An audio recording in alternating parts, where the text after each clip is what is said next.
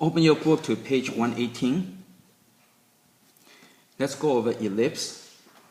If you look at the definition 3.3,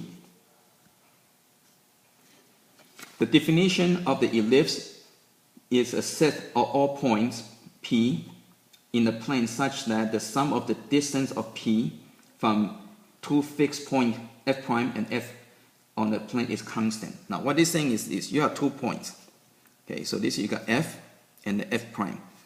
So this is the focus, this is a focus. So two focus becomes foci, or you can call it focuses, either way.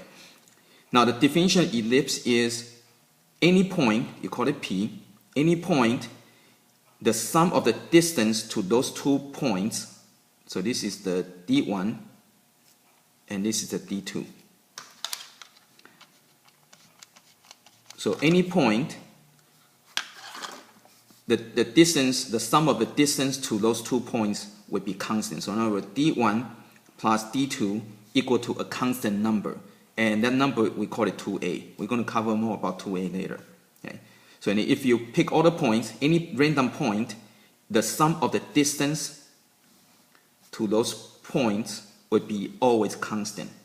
And so if you pick all the random points, again, all the points must be, the sum of the distance will always equal to 2a. And if you connect all the dots that fulfill that requirement, you end up with an ellipse. Now let's go and cover the parts of the ellipse. Okay, so if you have a big ellipse, okay. So the line the line goes through here. This is called the major axis.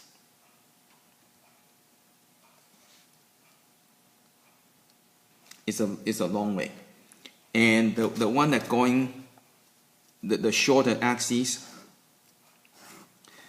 So major axis is from here to here. The minor axis is from here to here. So this is the minor.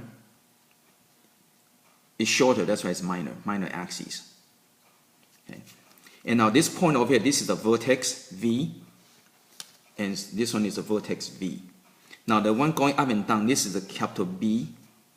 Okay, so and this is a capital B. So this is the point B, point B. And this point over here, this is the center. Now don't use a C for center because C is used for something else. So this point over here, this is the center. And the coordinate would be H and K. Now the major axis, this distance over here, that's the A. So this distance over here, that's the A. This distance over here for the minor axis, this is B. So you can see that this whole thing is equal to 2a, and that's what this number is. Okay, so D1 plus D2 is equal to the length of these.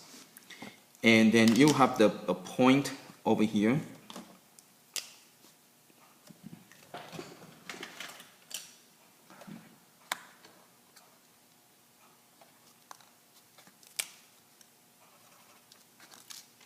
So this is the focus.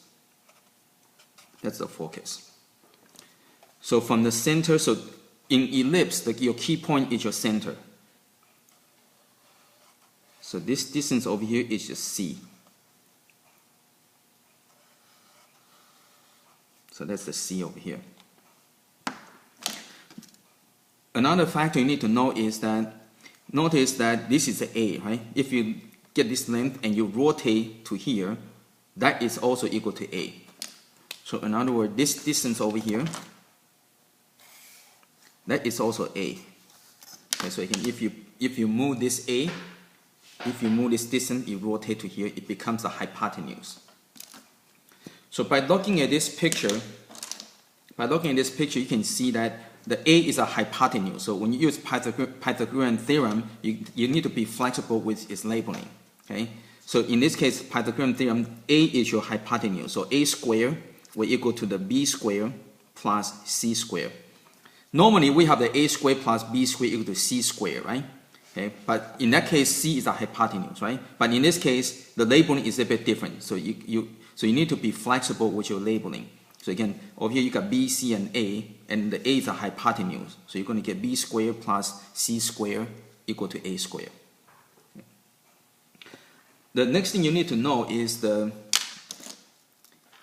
this perpendicular distance over here. So this is the lattice rectum. Again, we cover this in parabola, right? So this distance over here, that's the B squared over A. So that's the B squared over A. So the length, so this is the lattice rectum. So the length of that equal to this, right? So it'd be equal to 2B squared over A. So that's the length of the lattice rectum. So that's over here. Okay. So you need to know these. And also the characteristics of the equation would be if you have x minus h squared over a squared plus y minus k squared over b squared equal to 1. So this is your standard form for ellipse, right? So a is a big number. So the bigger number is under the x. So it means the ellipse is going to be in the x direction like this. Now if you have x minus h squared over b squared plus y minus k squared over a squared equal to 1. So if the bigger number is under the y, again bigger number means longer axis, right? So bigger number under the y means the longer axis is in the y direction. That means the ellipse is going to go this way. Okay. So when you're doing this problem, first you need to do is first figure out the direction. And second, figure out the center.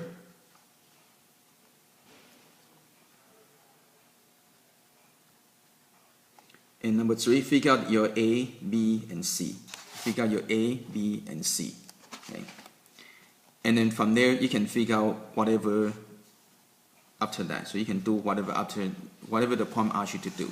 Okay. So you can first determine the direction. That way you know that A is under here or is under the X or under the Y. And again, next you have to figure out your center and then figure out your A, B, C's.